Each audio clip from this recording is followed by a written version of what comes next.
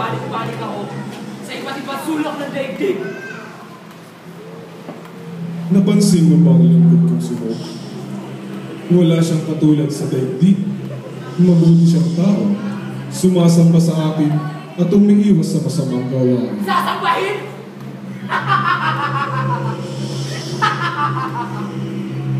Sasambahin ko pa kaya ni Hawk kung wala na siya natatanggap mula sa inyo?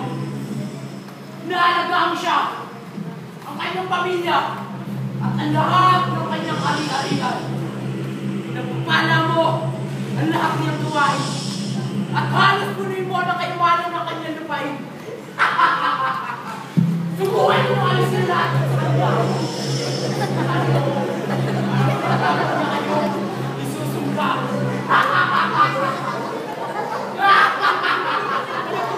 Kung gayon, gawin mo ng lahat sa kanya, huwag mo lamang siya sasaktan.